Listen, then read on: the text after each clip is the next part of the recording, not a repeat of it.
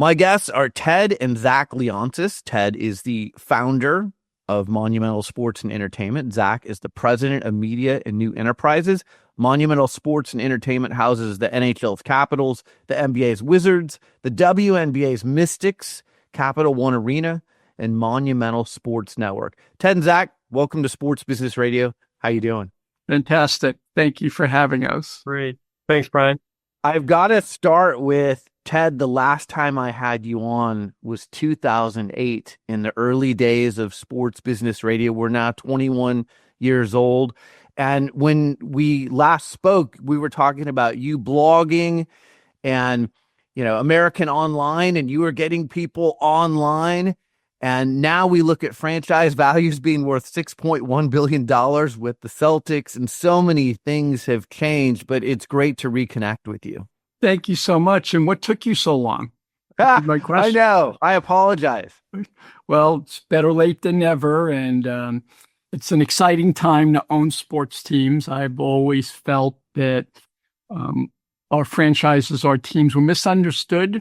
Where they played on the hierarchy, if you will, on technology and business, and that we were also undervalued. You mentioned 2008. I bought the teams in 1999 is my 25th year of owning the Capitals and a part of the building and the Wizards and the like. And, I saw early on that these teams were really like software as service companies from a business model standpoint, that we had repeatable revenues that looked like a software company. Our partnerships tended to be with the biggest, most important companies, big balance sheet companies, be it media companies like Comcast or Disney, ESPN, or Turner, Time Warner, or even our variable revenues, let's say season tickets, they renewed at 80, 85, 90 in the Caps case, because we've been so successful, 95 to 99%. And so these are very, very safe, predictable growth companies, and they have a high level of technology baked within. We're big data companies. We're hiring data scientists, software developers. We look and smell like we're a tech company. And, now it's being handed over to the young. My son not only runs our media businesses, but all the technology, all of the data parts of the business, which will create the next digital growth initiatives for our services. Zach, I want to bring you into the conversation. I've had Jeannie Buss on this show, and she knew early on that she wanted to be involved in the family business. She wanted to learn the family business from the time she was a teenager. At what point did you say, you know what, I want to be involved in the family business?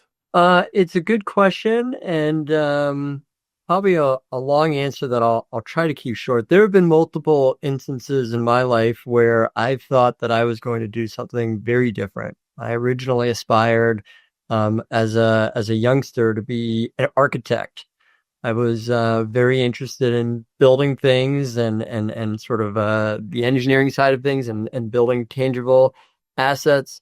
It probably wasn't until I was midway through high school that my father first approached me and said, hey, after you go to college, maybe you'd want to come back and work for the teams.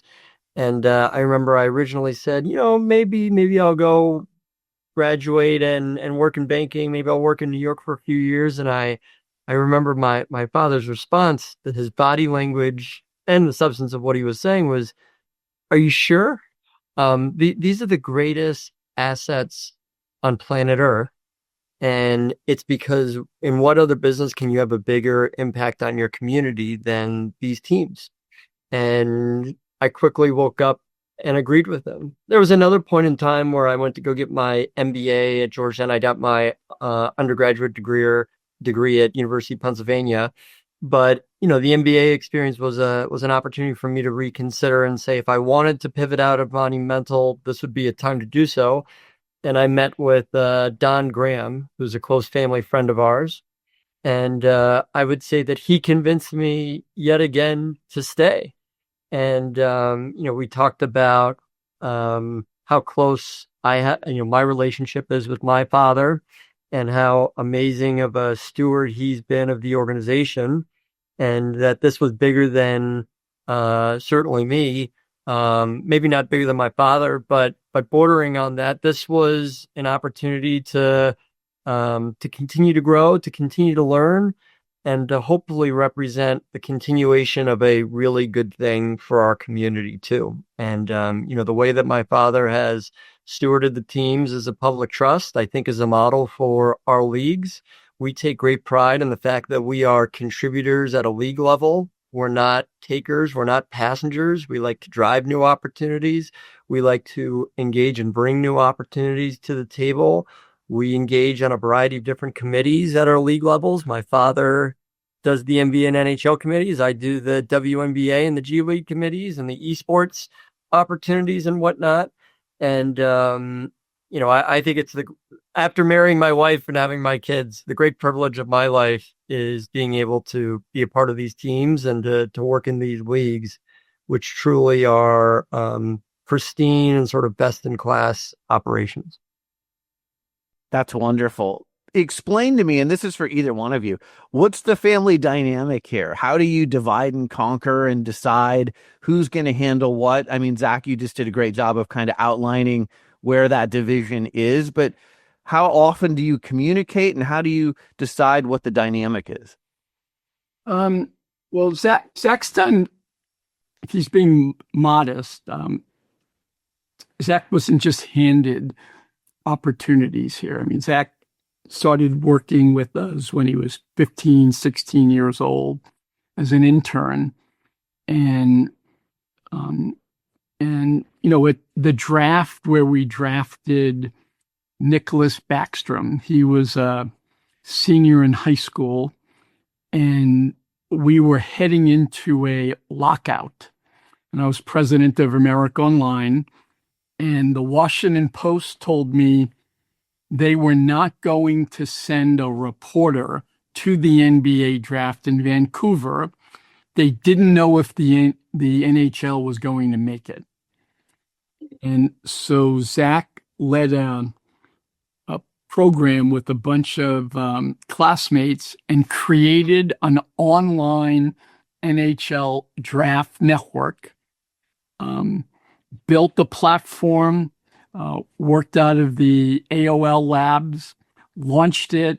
They all went to Vancouver. They were interviewing the draft picks who were all basically their age, 17, 18, 19 years old. And he launched something that was very viral, kind of pre-social, but, had lots of message boards and the like attached to it. And I think got that startup bug, but saw how you could mash up technology and sports and get into deep engagement because the fans were so interested. And I do remember the Washington Post telling me that the smartest people in the world, most successful people in the world were buying newspapers. We're in the newspaper business. And who wants to own a tiny little hockey team? And the Post eventually sold. Don Graham, he was a good family friend. They sold the Washington Post to Jeff Bezos for $250 million. And today the Capitals are worth probably $2.5 billion, 10 times the Washington Post. So times do change, but Zach got a real early look at the power of a platform and how to use technology within the company. And so we've allowed Zach to touch every part of the company before he became a senior executive. And now he runs the P&L for the business around our network and new media, which is a very big and important business for us. But he's also an owner.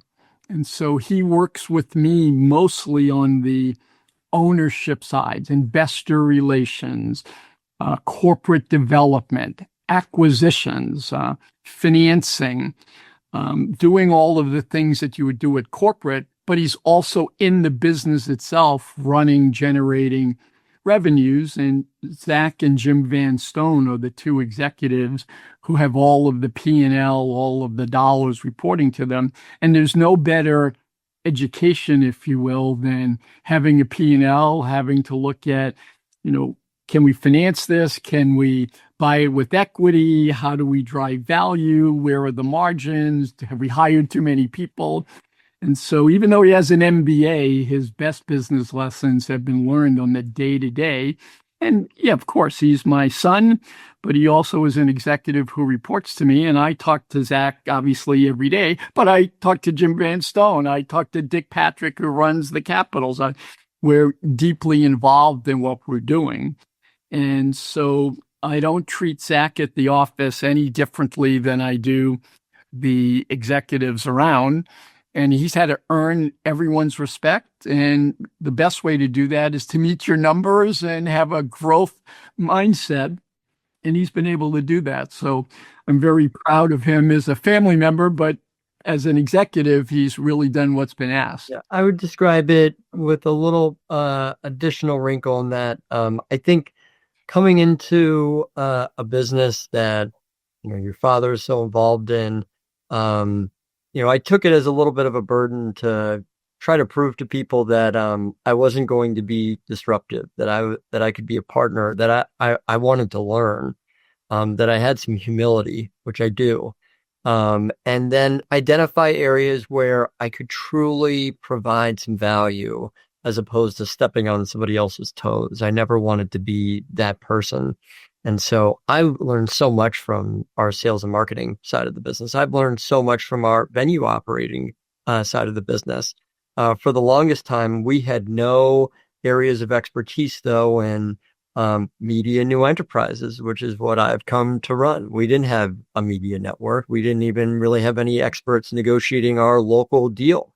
And so that was an opportunity for me to really cut my teeth and learn deeply about the media space. And I met with dozens of people across the ecosystem. I took the same approach in esports. I met with over 40 people across the entire ecosystem to really get smart and be a subject matter expert, to really have the confidence to talk with conviction in a room and be able to answer any and every question in a due diligence session, to be able to justify why should we be making this decision and this investment, and treating that, the preparation going into that meeting, like it was the most important meeting of your life or of your year or whatnot.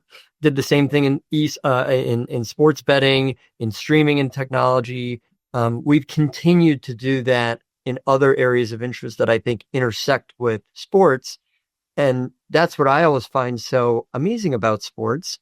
The IP is so valuable. So many different industries of interest want to attach themselves to our brands, to our leagues, etc. And so I had the opportunity to raise capital from some outside sources, from Comcast, for example. I had the opportunity to engage in some very significant business deals where I learned a lot. I was able to get involved with equity financing processes, our debt financing processes, acquire new businesses, take on teams, build my own teams entrepreneurially, integrate teams. And, now I have a couple $100 million worth of revenue, a couple hundred employees. We've raised probably upwards of $800 million worth of capital in the last 5 years. And so, I take great pride in the fact that I, want to earn my colleagues' respect. And after 15 years, I certainly think I have. And so I'm proud of that. And I'd like to continue that, of course. Well done. All right. I want to dig into some of the specifics of your business units. Let's start with the NHL's Capitals. Maybe one of the most exciting things in sports going on right now, the Great Chase. Alex Ovechkin chasing Wayne Gretzky's goals record. As we record this, I think he's 4 away from breaking the record. How are you activating around this with your fans, with your sponsors, with your media partners? This is such an exciting event, a historic event. Yeah, I'll talk the high level and I'll let Zach get into some of the specific on activations. I'm very proud of what we've built with the Washington Capitals. As I said, it's our 25th anniversary of ownership. It's also the 50th anniversary of the team being founded, and we're on this magical run. I think we have the best record or the second best record in the league. We're first in the East. And for the 25 years that I've owned the team, we were the second fastest all time to get to 1,000 wins as a franchise. And we're tied for the most playoff appearances in 25 years. I mean, we've really built something, built it to last. And this is our 26th season, and we have the best record, and we have a player who is focused on breaking an unbreakable record. And if you just Google the team, Google the chase, what comes out is that we've built a culture, a process, a way of doing business, a way of dealing with players, a way of dealing with staff that is very differentiated. And building an organization that's built to last, that crosses that chasm from a flash in the pan, you win a championship and then you don't really matter. We're just built to last. And Alex is the major proof point. I mean, this is a historic, once in a lifetime player, could play anywhere he wants. Has never tested free agency. We drafted him, developed him. He said, "You've made me feel like this is my second home." We did something very innovative. His second contract, instead of it being a 5-year extension, we negotiated a 5-year extension. And then his free agent deal and wrapped it all together was 13 years. Wow. David Stern at the time, rest his soul, God rest his soul, called me and said, "That's the dumbest thing I've ever heard. You've given That sounds like something David would say. Yeah. He said, "You gave someone a 13-year contract. You've taken away all their enterprising means to continue to be great. And you're going to regret this." And I was asked not too long ago, did I have any regrets? I say, my regret is I didn't sign him for 15 years. And he signed this last deal, a 5-year deal, for his entire career. So we drafted him. He was MVP. He won a Stanley Cup. He's going to break Wayne Gretzky's record. I'll hopefully see Wayne this evening in Carolina. He's such a class guy. And it's a rare case in sports where you have a player, a fan base, a city, an ownership group, totally in alignment, totally respecting and in love with each other, and you have a happy ending. And so, that's what we want to do. We've done it with our WNBA franchise. We went to a finals. We won a championship. We're playoff teams all the time. We've done it with our esports. We have the best esports teams with Team Liquid and our NBA 2K teams.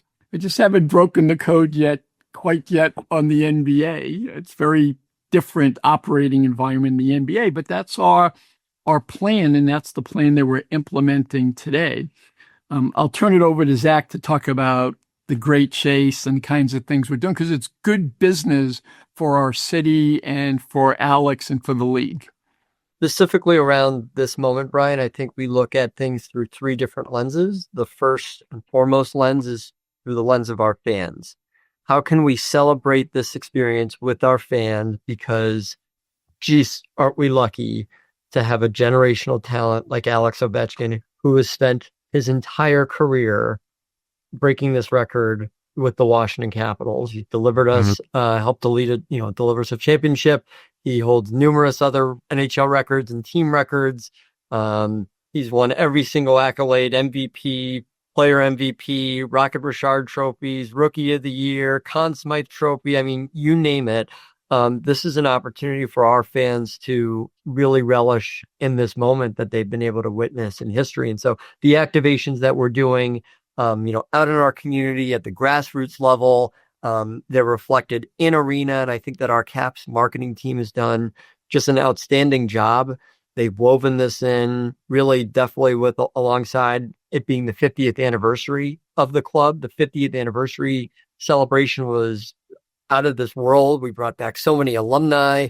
We hosted our own CapsCon convention. We've done a variety of theme nights and era nights and homages over time. Alex is obviously a huge part of all of those. So it's really interwoven in a really beautiful way. We're seeing a lot of traction on the broadcast side. Obviously, our ratings have really tracked in a very, very high way. We're producing more content and programming than ever before around the Great Chase and on Alex. We're going to be working on documentary style series and the like. I mean, there is a ton of focus on Ovi and the Chase. The second lens is a business lens, and we've been able to obviously draw interest from the ticket sales side, from sponsoring the Great Chase in partnership with Venture Global. I mentioned the rating story, driving direct to consumer. All of these things are really beneficial to us. But then the third lens, and I think this is a really important lens too, is the player lens. And, we want to create environments where our players can thrive, where they feel comfortable, where they feel loved and best positioned to succeed and do everything that they can do to help us win. And we want all players to know that we appreciate our guys. And Alex deserves our appreciation, and we're expressing it to him. And I think that means something. I think that sets a good example. It sets a good tone. It helps us attract players in the future, frankly. And it's important that Alex feels the love from our perspective. Yeah. And charitable efforts and activating at both Alex level, the team level, the league level. We've worked hand in glove with the league there, and you also have to fit everything in within the CBA and limitations of what the CBA allows. And, we have a great relationship with the leagues and with the commissioners. And so we want to have a happy ending here.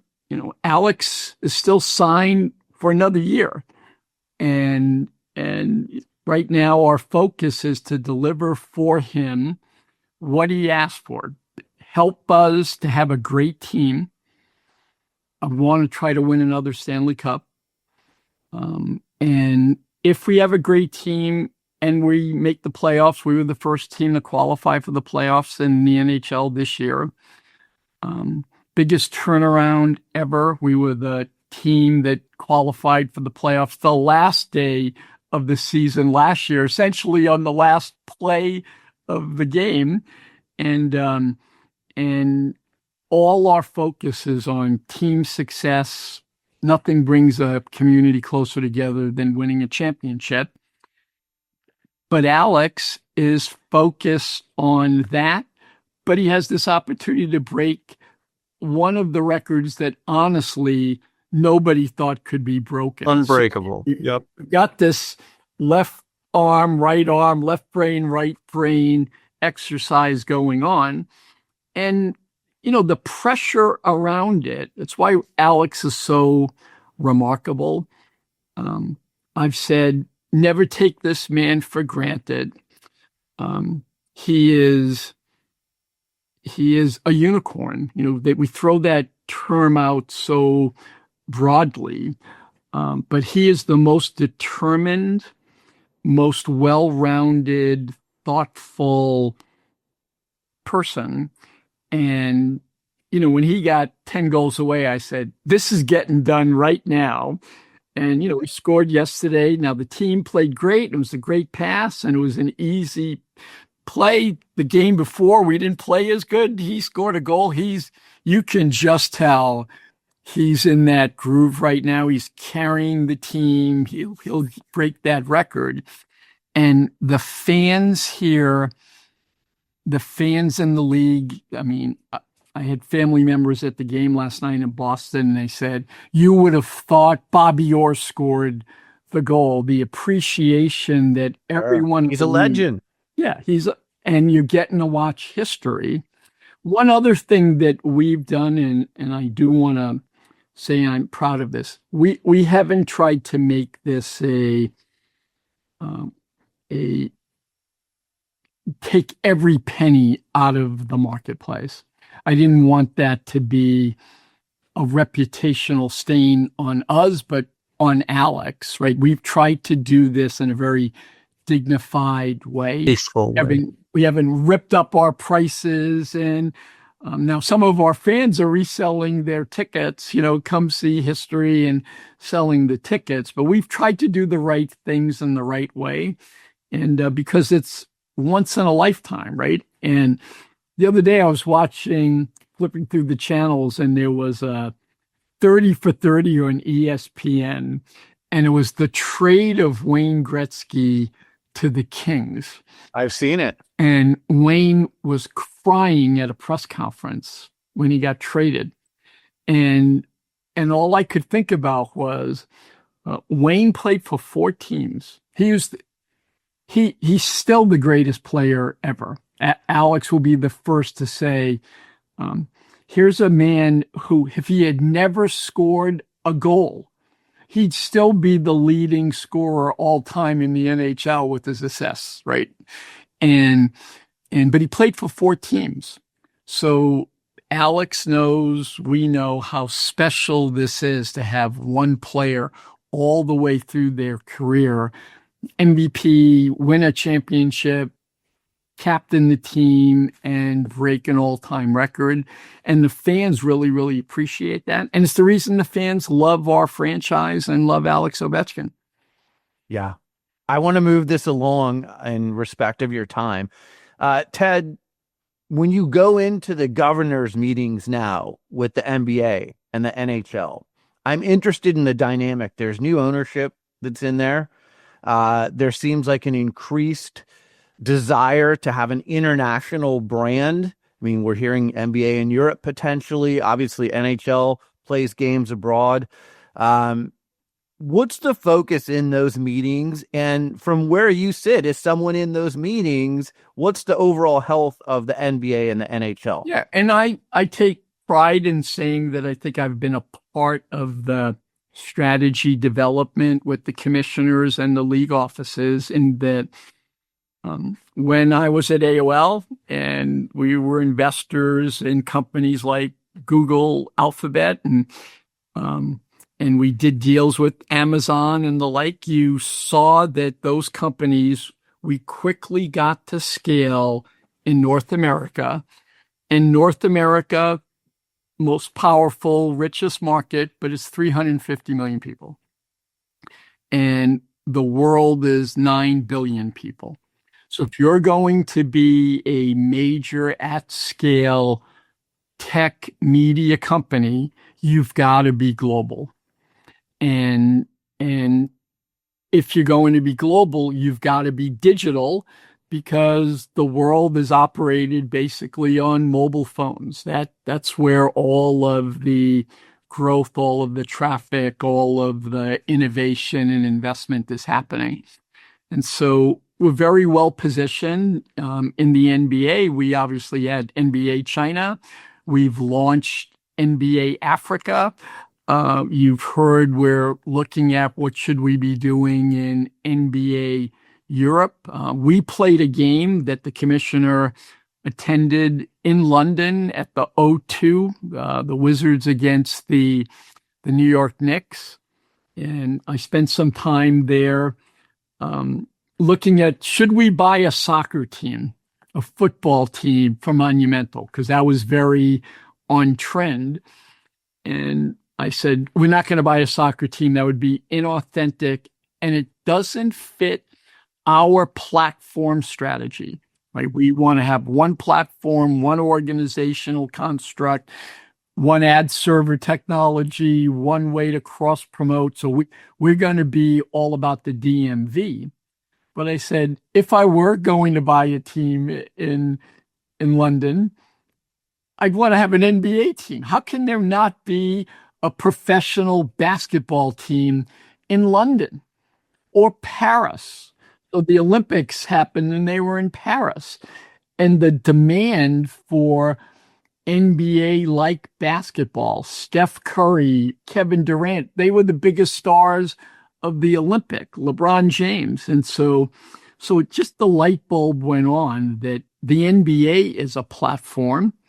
The NHL is a platform. You saw that with the All-Star game this year that ended up being the Four Nations, which was European teams and in Canada versus the US. And so the whole business environment has to be digital and global. And we've got platforms.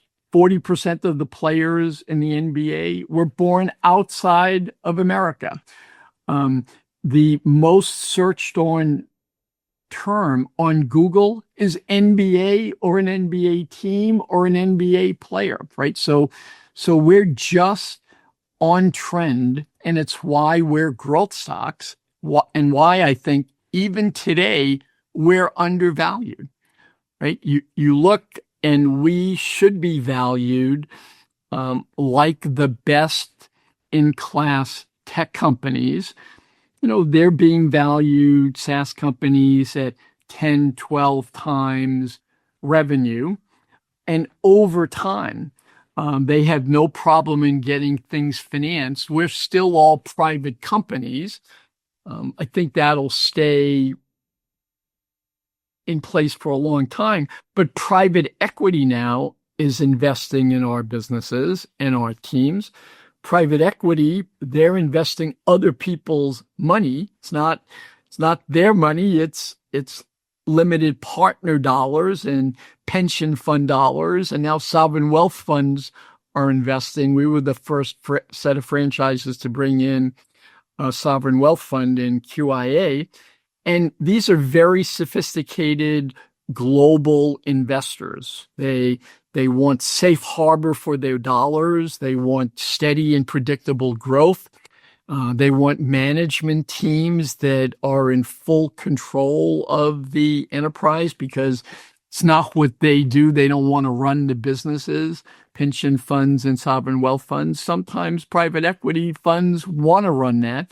Well, they're not allowed to in pro sports. They have to be a limited partner, 20, 30% ownership. And so the whole level of sophistication on the corporate development side at the leagues and the teams has exponentially grown in sophistication. And that's why you're seeing the ownership groups, the owners of these teams, they're the smartest, most accomplished business people imaginable. Steve Ballmer owns the Clippers. Steve is still, I think, the largest shareholder in Microsoft. He's a pretty sophisticated guy. He was CEO of Microsoft. He runs the audit committee of the NBA. I mean, that's just says to you the level of integrity and fidelity and experience that we have around these leagues. And these assets still have, this tree can still grow to heaven because of the apparent and endemic growth that global represents. I've got to ask you, so you say it's not on brand to own a European soccer club. Would it be part of the brand to eventually, maybe one day, own the Washington Nationals? I know you're a season ticket holder. I know you know the learners. That seems like that would fit in to your portfolio. I think you will see over time real mergers, real acquisitions, and even virtual mergers, because the local media space, first and foremost, as we've seen, is under great stress. And so you've got to find digital means to partner with an Amazon, with local companies. But when you really dig deep with them, they go, we got all the prime customers we can handle in your market, right? They have almost 100% penetration. So it's pushing teams to have a direct to consumer relationship, and an Amazon, a Microsoft, a Google, they can help you as a marketing partner there. But if you're going to go direct to consumer, you need to have year-round programming. If you're a single team and your season starts in October and you don't make the playoffs, it ends in April, you have churn like you can't believe. Someone will sign up, watch the games, and then they cancel. Why would they pay you in the off season? Now, we're lucky. We have multiple teams with the Wizards and the Capitals and the Mystics, and the Mystics play in the summer, but baseball plays in the summer. MLS, it's kind of choppy on what their season is like. But, if you had a fully developed direct to consumer business, you'd look like ESPN. You'd want to have hockey and basketball and baseball and soccer and women's sports all on a subscription model to people in your market. So that's one of the compelling reasons that I've looked at. There seems to be an inevitability that scale will matter and year-round programming will matter. Secondly, you need to leverage and be able to grow your revenues faster than your expenses. And so selling sponsors, doing cross promotions so that you can create more inventory, either owning and operating that as a platform or virtually merging them or actually merging them. And as everyone with limited partners looks for an exit, well, Wall Street wants more scale. You've got to be $1 billion plus company that's growing and that generates cash. And the way that you do that is, like most companies, you look at Microsoft, you look at Amazon, you look at Google, they've grown organically, but through acquisition, right? I mean, that's the way that you get to scale, and you manage the brand separately, but the trucks that deliver are going to deliver for all of the brands, right? And so we need to make sure that we're looking and acting like we're a big, sophisticated industry and company. And on the competitive side, I grew up playing baseball. I love baseball. I'm a season ticket holder for the Nationals. Now, the family that owns it, they're really competitive too, right? They're small owners in Monumental in our teams, and they want to build a great team. They want a World Series. I'm sure they want to win more World Series. But I do think the way the industry and the business is going, there is an inevitability. We just saw it in New York with this virtual merger on the subscription service for the teams, Gotham, I think it's called, right? How else are you going to get a bigger subscription base to be able to cross-promote and sell advertising? Put a baseball team, put a basketball team, put a hockey team, put a soccer team. For me, I didn't want us to ever be looked at as a private equity roll-up kind of company where you're buying teams in a fan base, a marketplace that you'll never go and visit too. I don't think that that's a good formula. And I don't see how you add value, right? If you own a team outside of London and you own a team in Boston, it's very hard to find synergy and advertisers to be in both places. How do you leverage your infrastructure and your people? So our strategy, like it or not, I tell people we're interested in teams in Maryland and Virginia and Washington, D.C. Esports a little bit different. Our esports team is headquartered in LA and it plays globally.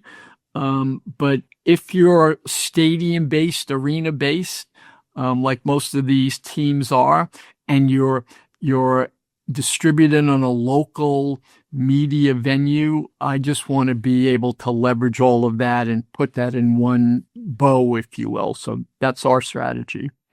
I could talk to the two of you for hours, but I want to be respectful of your time. I've got two questions left. Zach, I know that Capital One Arena is going through a transformation. Maybe you can tell our audience who may not be familiar with that transformation, what's going on there? Yeah, this is an opportunity for us to start to think about the next 25 and 30 years. Capital One Arena has been a building that we've taken great pride in owning and operating privately for going on 28 years. And the building has emerged as a top 20 arena on a worldwide basis and a top 10 building on a nationwide basis in terms of butts and seats, quality events, the number of events. Nearly 250 nights a year, our building is packed. We obviously fill our arena with Capitals games, Wizards games, some Mystics games, Georgetown men's college basketball, NCAA tournaments. We're going to be hosting the Frozen Four. We've hosted a variety of entertainment and concert series. We're partners with Ticketmaster and Live Nation, and it's an important part of downtown DC now. And we put a lot of our own money back into our building historically. Over the past decade, we've invested $200 million to keep the building up to speed and up to up to snuff with the sort of other buildings in our class, which I would think of as sort of the TD Gardens of the world, Wells Fargo Centers, American Airlines Arena, Quicken Loans Arena, etc. But because we've been investing back into our building, we've been taking care of a lot of the base building infrastructure needs.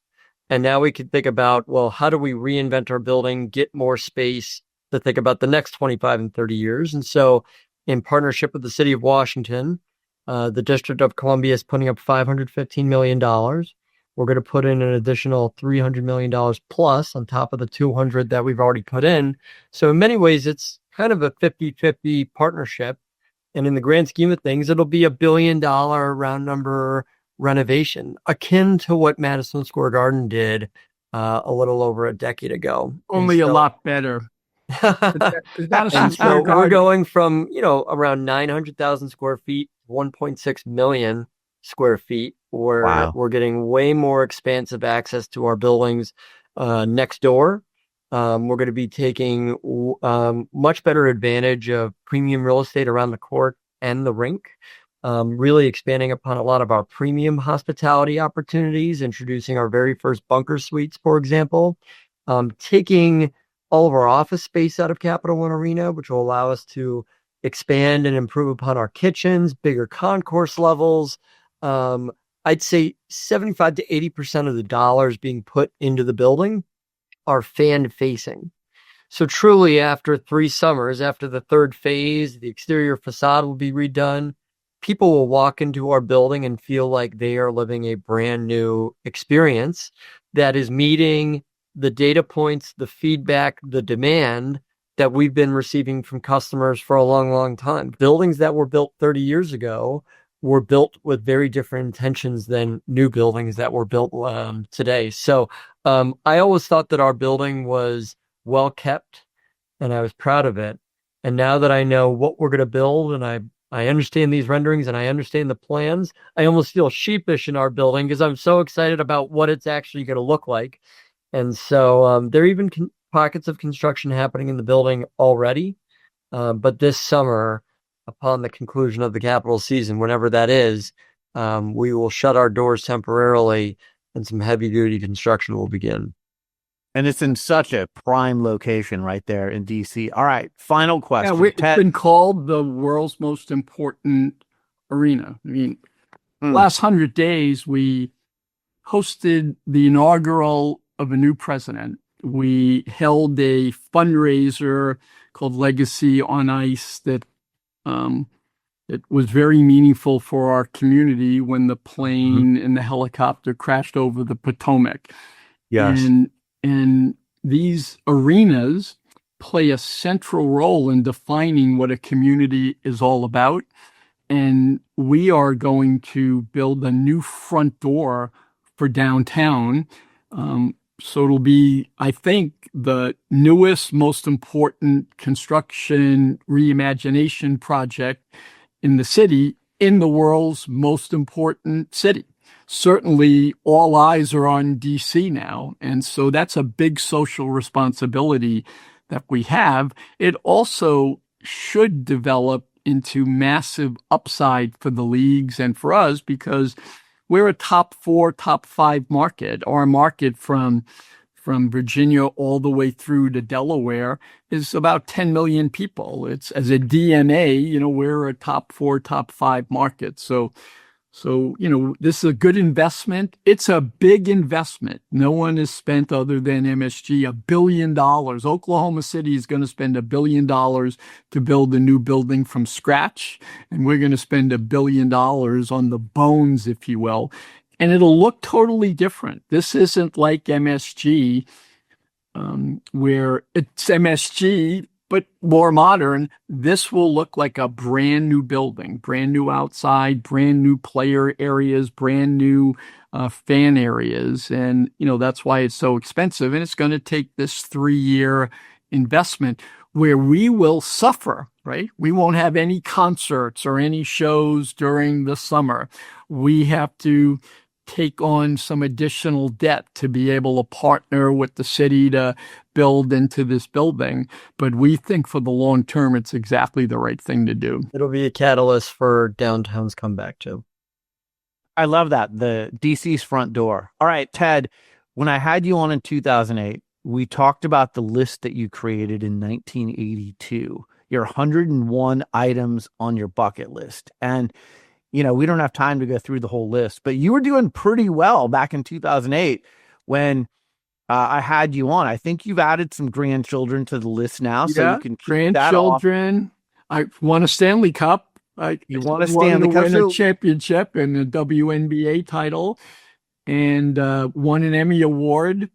So the list, I look back at it now, I'm not very proud of it because but it was a good guide to be able to measure how are you doing, right? Especially in a world, well, let's be honest, look, you still get emails. You're the biggest loser I've ever met. I can't believe you suck. Sell the team. And wow. So all you have to be reminded, hey, you know what we're doing? Okay, this is a really, really hard job, a really, really hard business. When we have presidential campaigns, I hear someone's got a mandate. They got 51% of the vote. Okay, that's a mandate. It is. But 49% didn't like you, right? And, we live in this hyper analytic, hyper social media driven world. And sports is the cauldron. Right? I mean, literally, we have real-time assessment of what we do. I've run public companies. I'm on boards of public companies. You have an annual meeting. You have quarterly meetings. In sports, I have an annual meeting every game. Boo! You guys stink, right?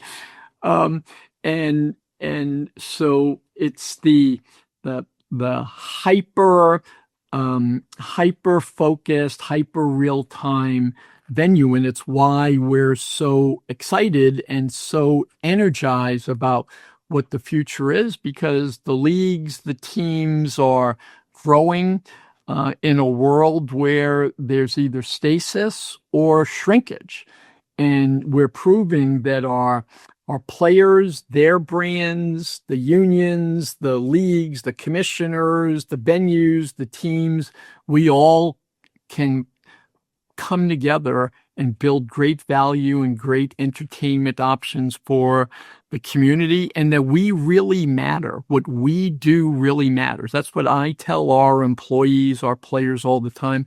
Every little thing you do is hyper scrutinized. Every charity that you are supporting gets 10 times back the value. And so take care and do all of the little things the right way, and we'll contribute to better quality of life, better growth. What we do really matters, and, do your best every day. Ted and Zach Leonsis, the heads of Monumental Sports and Entertainment. I love what you're doing. I love the legacy that you're leaving. I love the sustainability that you're creating. And I got to say, I love that father and son are working together. I think it's really neat. And congratulations on all your success. Maybe you'll have us on again in less than 18 years. Yes, we will definitely do that. I'm coming to DC. And I'll visit for a game. Under the hood. Thank you so much.